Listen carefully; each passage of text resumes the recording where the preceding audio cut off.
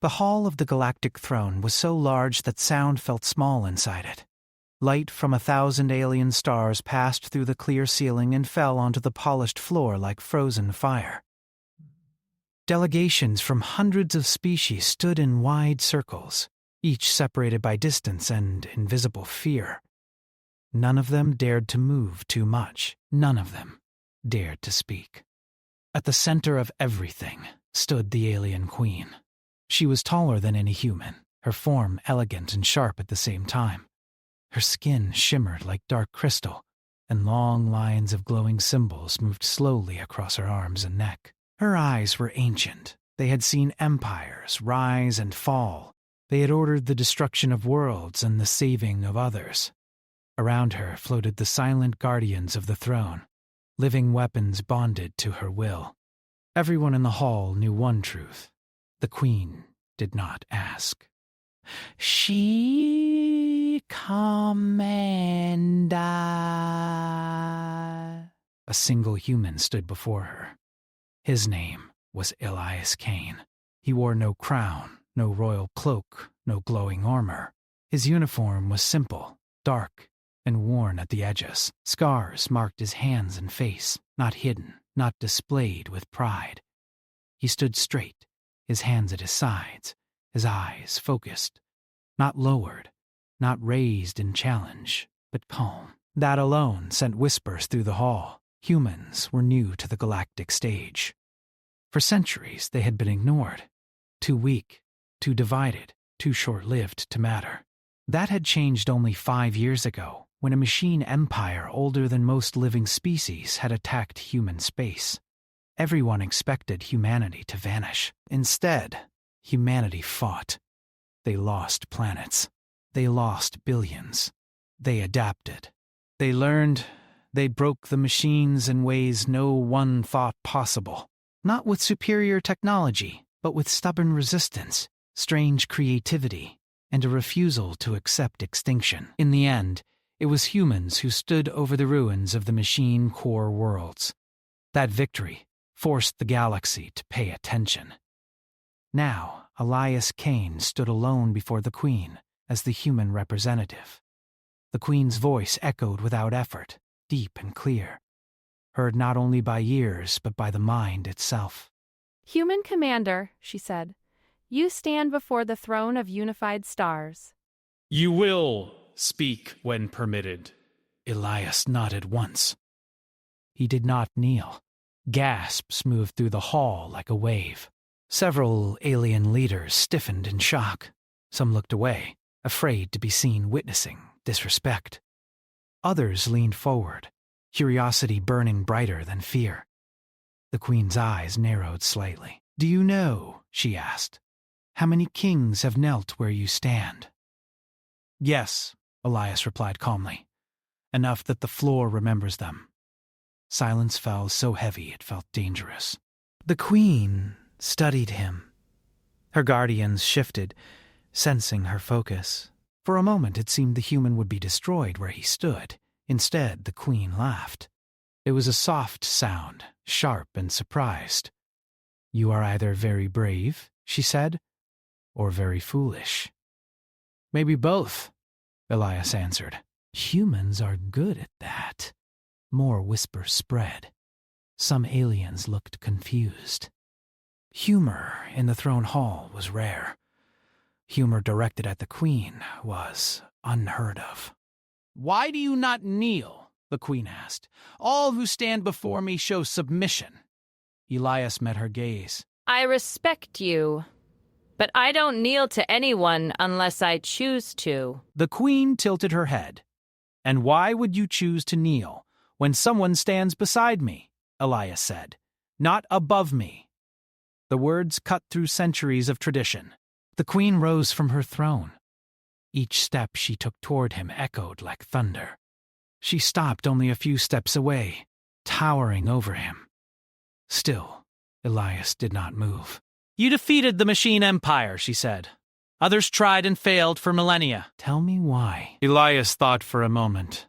"Because giving up wasn't an option.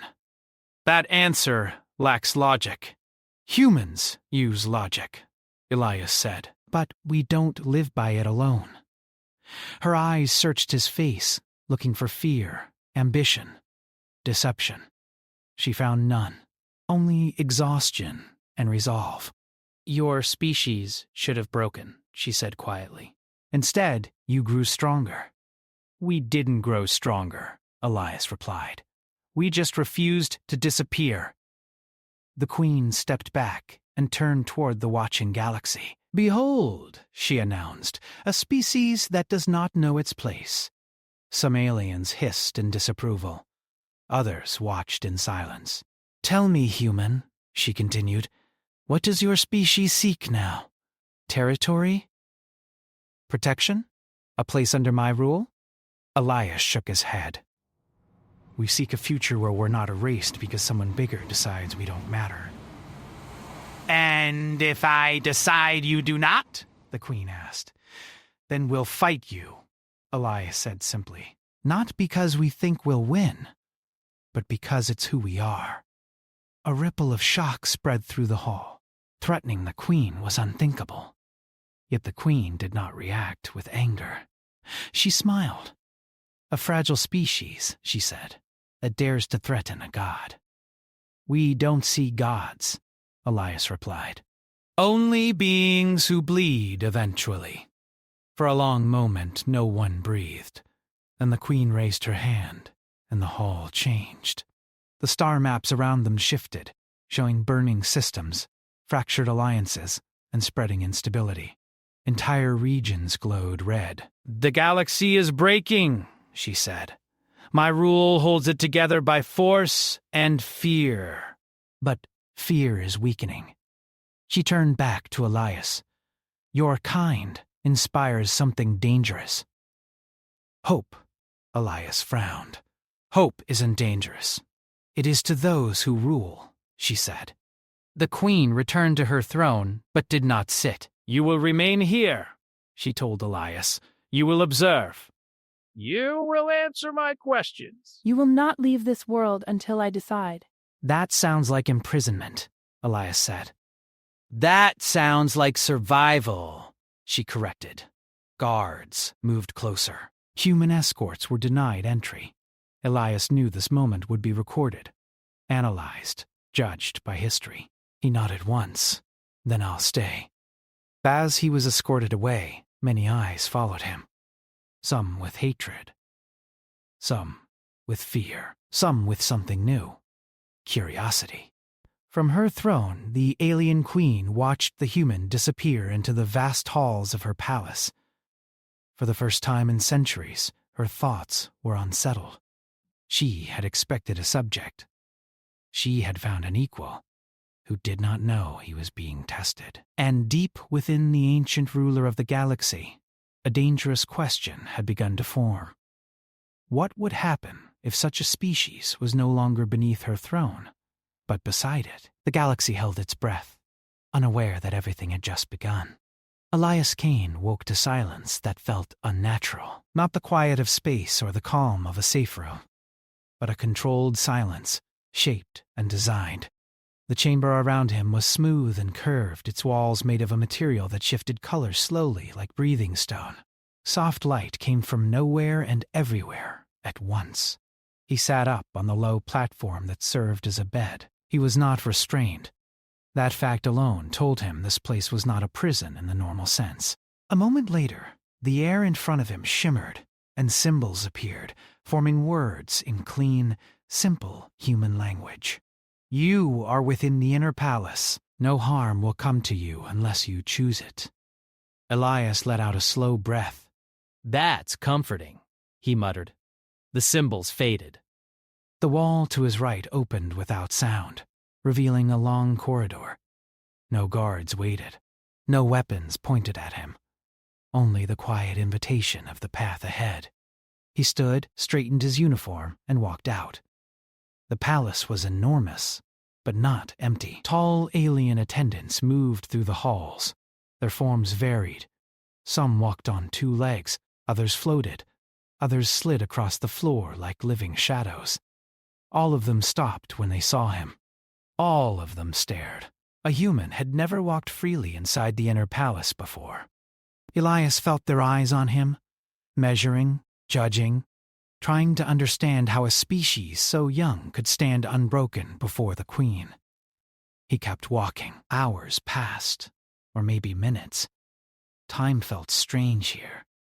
The corridors changed shape, leading him through gardens under artificial skies, over bridges that spanned glowing energy fields, and past windows that showed entire star systems turning slowly in the dark. At last, the path opened into a wide observation hall. The alien queen stood there alone, her back to him, looking out at the galaxy. "You move without hesitation," she said, "without turning. Most guests wait to be summoned." "I figured you wouldn't bring me here just to lock me in a room," Elias replied. "So I followed the road you left open." She turned, studying him again. "You are not afraid," she said. "I am," Elias answered. "I just don't let it decide for me." She seemed to consider that. "Come." With a gesture, the space around them changed. The stars outside shifted, zooming in on a single system. Planets rotated into view, scarred by war. Wreckage drifted like frozen bones. "This was one of my failures," the queen said. "A rebellion I crushed too late." Elias looked closely. "You didn't just crush rebels." "You destroyed civilians." "Yes," she said simply. "Fear spreads faster that way." "That's one way to rule," Elias said. "And what is your way?" she asked. "We try not to become the thing we're fighting," he replied. "We fail sometimes, but we try." The queen stepped closer. "You believe morality is strength. I believe it's a limit," Elias said. "And limits stop you from becoming a monster." A long pause followed. "Monsters," the queen said softly. "That is what they call me." "Do you think they're wrong?" Elias asked. Her eyes flashed just for a moment. "I think they are alive because of me." She turned away again. "Walk with me." They moved through the palace together, an image no one would have believed possible. The queen explained nothing, but she showed him everything. War rooms where fleets moved like chess pieces, vaults holding technologies older than humanity's written history, archives filled with records of extinct species. "You keep trophies," Elias said quietly. "I keep warnings," she replied. They stopped before a massive chamber where countless voices echoed faintly. "What is this?" Elias asked. "The weight of my rule," the queen said. "Every world that depends on me. Every decision I have made." The voices grew louder, overlapping in grief, anger, gratitude, fear. Elias closed his eyes briefly. "That's a lot. You carry the deaths of billions," she said. "And yet you speak to me of limits. Because carrying that weight alone breaks you," Elias said. "No one is meant to rule like this by themselves." She faced him sharply. "That is how it has always been." "That doesn't mean it's how it should stay," he replied. For the first time, she did not answer immediately. Later, far from the palace, in a hidden chamber beneath the galactic council spire, shadows gathered. "The queen is compromised," one voice hissed. "She allows a human too close," said another. "He walks freely where even we are restricted." "A symbol," a third voice said.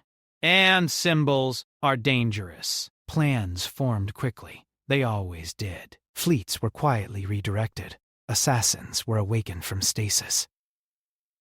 Old weapons were brought online. If the queen would not remove the human, they would remove them both.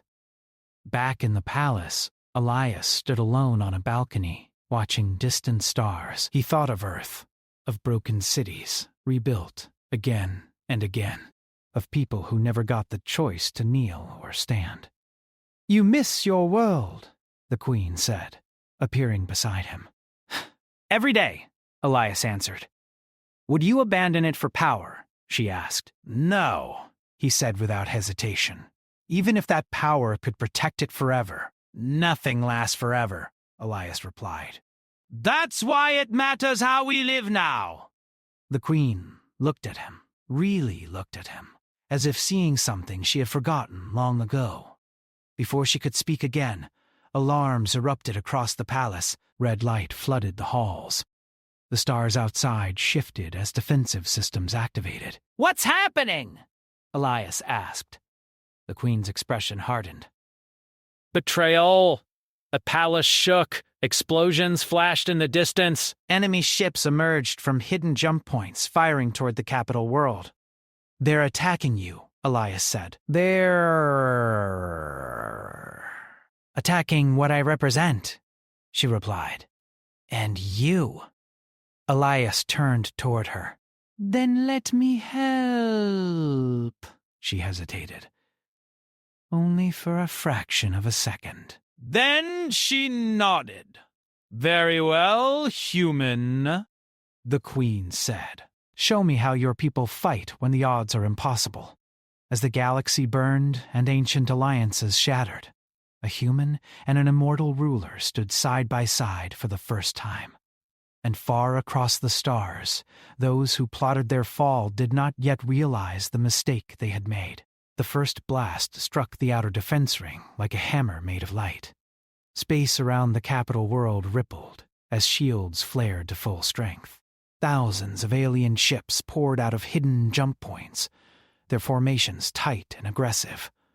They were not a random fleet. This was planned. This was coordinated.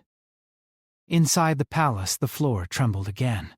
Elias steadied himself as the Queen raised both hands. The air around her shimmered, and the palace systems responded to her will. Tactical displays unfolded in the space before them, showing the enemy fleets, their vectors, and their numbers.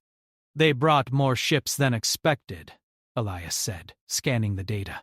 They always do, the Queen replied. Fear makes them desperate. They're not just rebels, Elias said.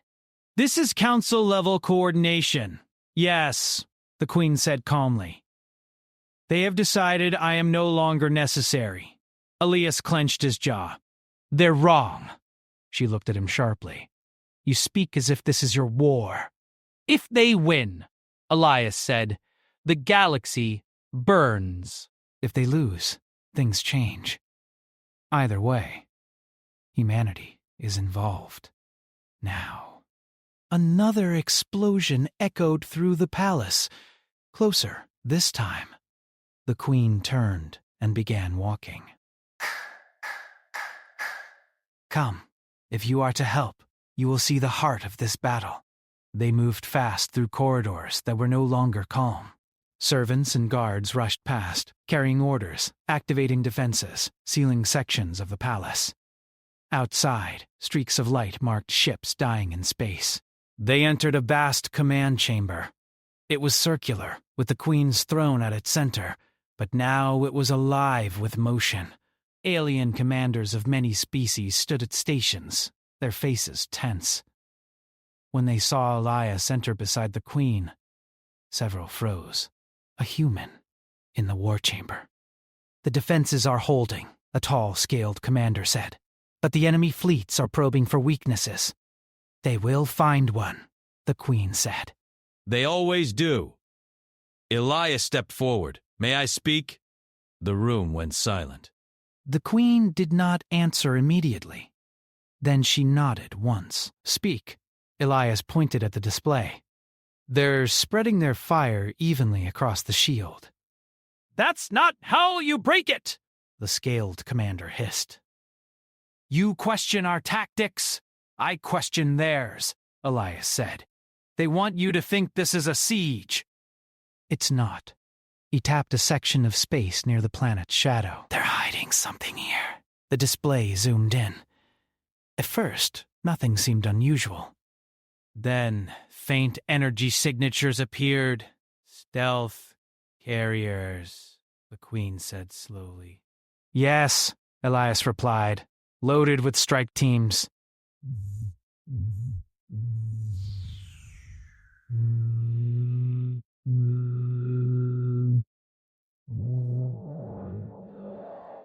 They're going to bypass the shield, hit the palace, and kill you directly. Several commanders spoke at once. Panic rose. The queen raised her hand, and silence returned. How do you know this? She asked Elias. Because that's exactly what we would do, he said. When the enemy is stronger, you don't fight their army. You remove their leader. The queen's eyes glowed brighter. Redirect internal defenses. Seal the lower approach vectors. Prepare counterboarding units. Orders flew. The palace adjusted. Moments later, alarms shifted tone. They're coming, someone said. The first enemy strike teams hit the palace shields like knives. Some were destroyed instantly. Others slipped through gaps too small for ships but large enough for soldiers. The fighting became close and brutal. Elias found himself moving with a purpose he knew well. He did not carry advanced alien weapons, only a compact human rifle he had been allowed to keep. Around him, palace guards engaged intruders in flashes of energy and steel. An enemy soldier lunged from a corridor, blade raised. Elias fired once, the body fell. He did not think about it. There was no time. The queen stood at the center of the chamber, calm amid chaos. Energy curved around her, deflecting attacks, guiding her guards. She was not just a ruler, she was a force, and yet even forces could be overwhelmed. They're adapting, Elias shouted. They're learning your patterns. The queen turned her head slightly. So, do humans? Yes, Elias said. Which is why we changed them. He grabbed a fallen alien device, studied it for a second, then threw it across the room. It detonated, disrupting enemy sensors. Unpredictable, the queen murmured. Human specialty, Elias replied. More enemies poured in. One blast struck the floor near the queen, cracking the shield around her. For the first time, Elias saw her flinch. Without thinking, he moved. He ran toward her, placing himself between her and the attackers. His rifle burned hot in his hands as he fired again and again, forcing the enemy back. Human, the queen said sharply. Move. Not happening, Elias said. A blade cut across his arm. Pain flared. He ignored it. Palace guards rallied around them, pushing the attackers out of the chamber. Slowly, painfully, the assault broke. Silence fell again, broken only by distant alarms. Elias leaned against a console, breathing hard. Blood ran down his sleeve. The queen looked at him, her expression unreadable. You placed yourself in danger for me, she said. That's what allies do, Elias replied. I did not call you that, she said. You didn't have to. Before she could respond, another alert sounded. Enemy fleet withdrawing, a commander announced. But they're not retreating. The display shifted. The attacking ships were regrouping, moving toward populated systems. They're going to punish the galaxy for resisting, Elias said. Burn worlds to send a message. They want me to choose, the queen said quietly. Defend my throne or save my people. Elias stepped forward despite his injury. There's a third option. She looked at him. Explain. Let them think they've won, Elias said. Pull your fleets back. Make it look like you're weakened. That would invite chaos, one commander protested. It would invite overconfidence, Elias countered. And overconfidence gets people killed. The queen studied the human for a long moment. You would use yourself as bait, she said. We've done worse, Elias replied. Besides, they already underestimate us. Slowly, the queen smiled. A dangerous plan, she said. Humans specialize in those, Elias said. She turned to her commanders. Do it! Begin controlled withdrawal. Signal weakness. The room erupted in shocked reactions, but her will was law. As orders were sent, Elias felt the weight of what he had done settle on him. If this failed, entire worlds would burn. The queen stepped closer to him. Her voice was low. You are changing the course of my empire, she said. Good, Elias replied. It needed it. She reached out and placed a hand over his injured arm. Energy flowed, sealing the wound, easing the pain. You bleed easily, she said. We heal fast, Elias answered. For the first time, she laughed freely. Far away, hidden enemies watched the queen's fleets pull back and believed victory was near. They did not see the trap forming. And as the galaxy held its breath once more, a simple truth began to spread through fear and fire alike. The alien queen was no longer alone. And that changed everything. The galaxy reacted exactly as Elias had predicted. When the queen's fleets pulled back, fear spread faster than light. Border worlds panicked. Trade routes closed. Old enemies tested defenses that had once been untouchable. And in the dark between stars, the conspirators smiled. They believed the queen was wounded. They believed the human had weakened her. They were wrong. In a quiet system far from the capital, the queen's remaining loyal fleets gathered in silence. Ships of many shapes and sizes formed loose, scattered groups, hiding among asteroids, inside nebulae, and behind dead moons. To any observer, it looked like a retreat in disorder. Inside the command vessel at the center of it all, Elias stood beside the queen once more. The chamber was smaller than the palace war room, but no less alive. Holographic maps hovered in the air, constantly updating. Signals flowed in streams of light. Every few seconds, another world reported unrest or attack. They're pushing hard, Elias said. They think you're done? They think fear has finally broken me, the queen replied. It has not. They're hitting symbolic targets, Elias continued. Old rivals. Independent worlds. Places that will make others panic. The queen nodded. They wish to force the galaxy to beg for their rule. Elias looked at the map. Then we don't fight them everywhere. She turned to him. You have another human solution. We let them overextend. They're spreading themselves thin to look powerful. That's when we strike. A nearby alien commander shifted uneasily. Our fleets are fewer than theirs. But not weaker, Elias replied. You've spent centuries building the perfect hammer. You just never let anyone else hold it. The queen's eyes glowed faintly. You suggest trust. I suggest partnership, Elias said. Your power. Human unpredictability. Together, silence followed. Then the queen raised her hand. Authorize human tactical access. The chamber froze.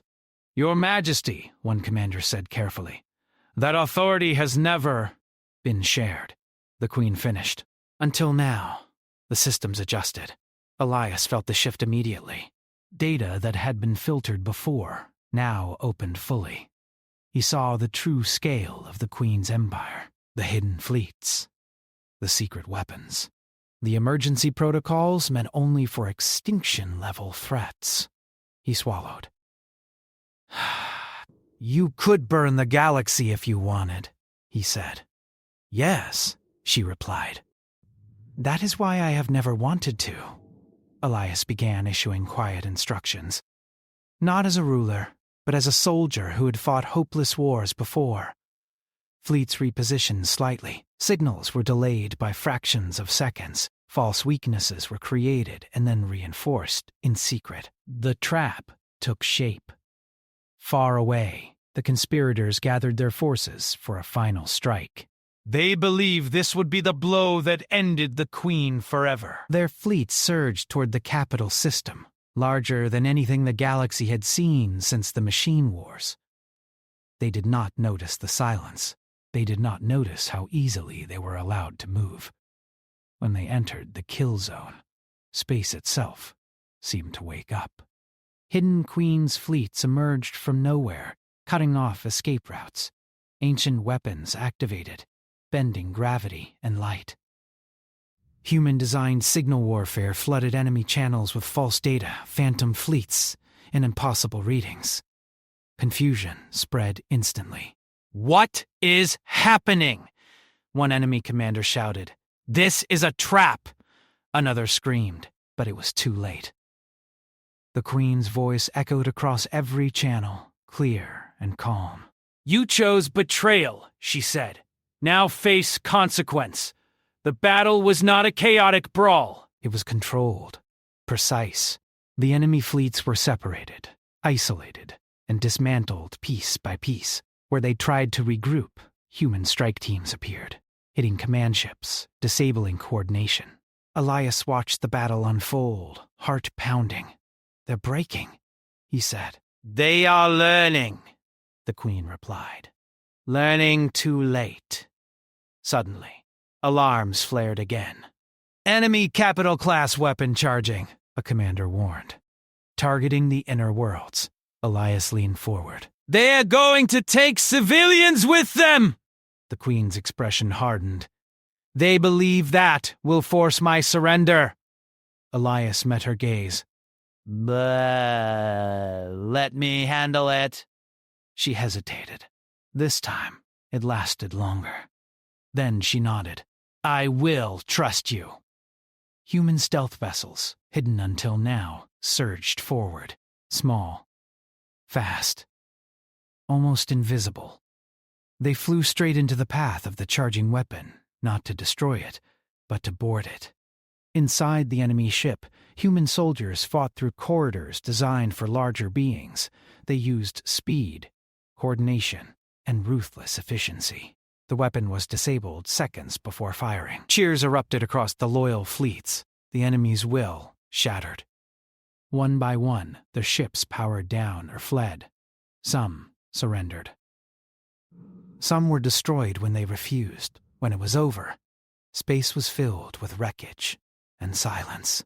The Queen stood tall, watching the aftermath. The rebellion is finished, a commander said. The council leaders are captured. The Queen closed her eyes briefly. When she opened them again, they were no longer burning with war. Bring them to me, she said. Later, aboard the Queen's command vessel, the captured conspirators were presented. Once proud leaders now knelt, their fear naked and real. You feared my rule, the Queen said. So you tried to replace it with chaos? One of them looked up. You were alone, immoral, untouchable. She glanced at Elias, standing quietly at her side. I was, she said. I am no longer. She turned back to them. Your punishment will not be extinction. They looked confused. You will live, she continued, and you will watch the galaxy change. The prisoners were taken away. When the chamber emptied, only Elias and the Queen remained. You could have destroyed them, Elias said. Yes, she replied. That was the old way. She faced him fully. You have altered my empire more in days than centuries of war. Elias shrugged slightly. Humans have a talent for disruption. She stepped closer. You stood between me and death. You gambled entire worlds on a plan you believed in. I trusted you, Elias said simply. The Queen was silent for a long moment. Then she spoke the words that would echo through history. Will you rule the galaxy with me? Elias did not answer immediately. He thought of Earth, of freedom, of the danger of power without limits. He looked back at her. Only if we rule differently, her eyes shone. Then stand with me. Outside, the galaxy slowly began to realize that the war had ended, and that something entirely new had begun. The galaxy had never seen silence like this. After the great battle, the remnants of the enemy fleets either fled into hiding or surrendered, leaving the capital system eerily calm. Stars that had once been masked by warships and explosions now shone clearly, their light reflecting off the vast glass spires of the Queen's palace. Planets no longer trembled under the weight of fear, though the memory of it lingered like a shadow across the stars. Inside the palace, the atmosphere was different. It was no longer the rigid, cold perfection it had once been. Aliens and humans alike moved through the halls with a cautious optimism. The guards, once tense and unmoving, smiled faintly at the human soldiers who walked among them, exchanging nods and brief words. Even the palace attendants seemed less distant, less like spirits bound by protocol. There was a new energy in the air, one born not of fear, but of possibility. Elias Kane stood in the main hall, the largest chamber of the palace. Its walls reflected the distant stars like mirrors, and the ceiling curved upward until it seemed to dissolve into the void of space. The alien queen entered, her presence filling the room. But it was different from before. She moved with the authority of a ruler, yes, but also with a curiosity and warmth that few had ever seen. "You have changed more than my strategy," she said quietly, standing beside him. "You have changed me." Elias shook his head, a faint smile forming. "We changed together." She regarded him closely. "You are unlike any human I have met. You do not seek power for yourself, yet you wield it more effectively than any ruler I have known." "I don't seek power," Elias replied. "I seek responsibility." "The kind that prevents suffering." The queen nodded, her glowing eyes scanning the distant systems visible through the palace windows. "Responsibility, that is rare in this galaxy. Many cling to fear, to control, to dominance." "You bring balance." For the first time, Elias felt the weight of his journey, of the path that had led him here. He thought of Earth, of the countless lives lost and rebuilt, of the wars humanity had fought and survived. And he realized that those experiences had prepared him for this very moment, standing beside the most powerful being in the galaxy, not as a subject, not as a tool, but as a partner. Outside, in orbit around the capital world, the Queen's fleets were already moving.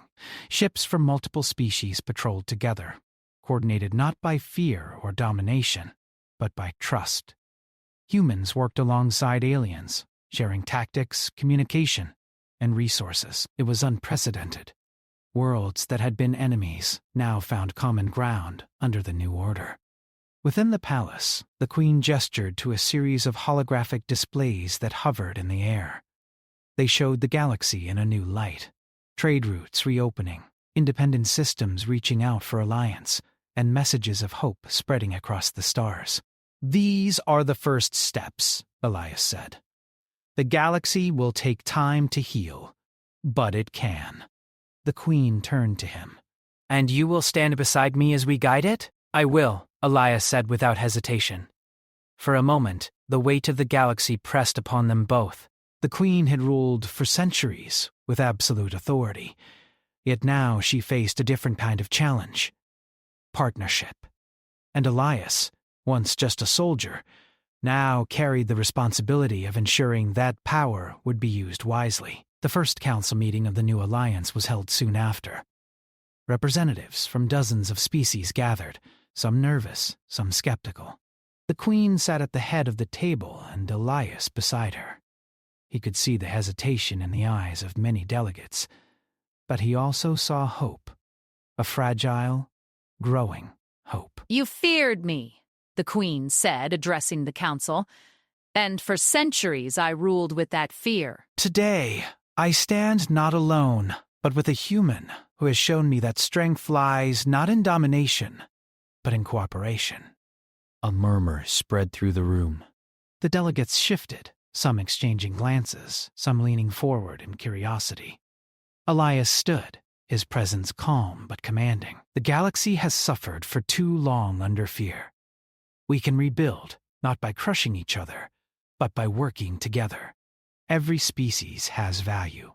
Every voice deserves to be heard. And we will defend that principle, not through terror, but through unity. Silence followed, heavy with contemplation. Then, slowly, one by one, delegates nodded. Some still wary, but willing. Outside, across the galaxy, systems began to respond. Borders once closed were reopened. Trade resumed. Messages of hope and cooperation spread faster than any fleet. And everywhere, the story of a human standing beside the alien queen became legend. Back in the palace, the queen studied Elias, her expression softer than it had ever been. "I once believed ruling alone was necessary," she said. "I see now that it is not. With you beside me, perhaps even I can learn what true leadership means." Elias smiled faintly. Leadership isn't about fear or power. It's about making choices that protect those who cannot protect themselves. That's all anyone can do. She reached out, placing a hand on his shoulder. "Then we will do it together." The years that followed were not without challenges. Some systems resisted, some old rivalries flared up. But under their joint guidance, the galaxy began to stabilize. Fleets defended the innocent, not for glory, but for protection. Trade and communication networks connected distant worlds. Education and technology spread to planets that had long been isolated. Elias traveled to worlds the Queen had never visited. He spoke with people from countless species, learning their needs, their fears, and their dreams. And always he returned to the palace, where the Queen awaited, sharing her wisdom, her strength, and now, her trust. They were an unlikely pair. The immortal ruler of the stars and the human who had once been a soldier. Yet together, they embodied a new truth for the galaxy. Courage, intelligence, and compassion could outshine fear and domination. One evening, standing on a balcony overlooking the capital world, Elias watched the sunset over a sky filled with countless stars. The light reflected off the oceans and cities below, painting the world in gold and red. The Queen joined him silently, her presence steady, reassuring. "You could have remained distant," Elias said. "Kept me at arm's length, like all others before." "I could have," she replied. "But you taught me that strength is greater when shared." Elias glanced at her, a faint smile playing on his lips. "And you taught me that leadership is not just about surviving, but about guiding others to live better." For a long moment, they simply stood together, looking out across the world and the stars beyond. In that silence, the galaxy seemed to pause, as if acknowledging the birth of something new. "The galaxy will remember this," the Queen said softly. "The stories, the battles, the choices, all of it. And they will remember us," Elias said. She looked at him, her eyes glowing faintly. "Yes, not as ruler and subject, but as partners." Outside, stars twinkled like distant fires. Worlds turned slowly in their orbits, and the galaxy moved forward, no longer governed by fear, no longer fractured by mistrust. Under their guidance, it flourished. Species learned from one another, sharing wisdom, technology, and culture. Humanity, once ignored and underestimated, now had a place at the center of the galaxy. Not through domination, but through courage, ingenuity, and integrity. And in the heart of it all, the alien queen and the human who had dared to stand before her ruled side by side, shaping a galaxy that was stronger, fairer, and alive with hope. The galaxy had seen war, betrayal, and fear, but it had never seen partnership like this. And as centuries passed, the story of the human who refused to kneel and the queen who chose to rule beside him became a legend, whispered across worlds and written into the stars themselves. Together, they proved one undeniable truth. that even the most powerful ruler cannot shape the galaxy alone. True strength lies in trust, courage, and the willingness to stand together, no matter how impossible the challenge. And so, the galaxy was no longer just a place of fear. It became a place of hope. And the human and the queen ruled it, not with fear, but with vision, courage, and an unbreakable bond forged in the fires of war and tempered by wisdom. For the first time, the stars themselves seemed to shine a little brighter, as if acknowledging that this was the dawn of a new era. The galaxy had changed forever, and it was only the beginning.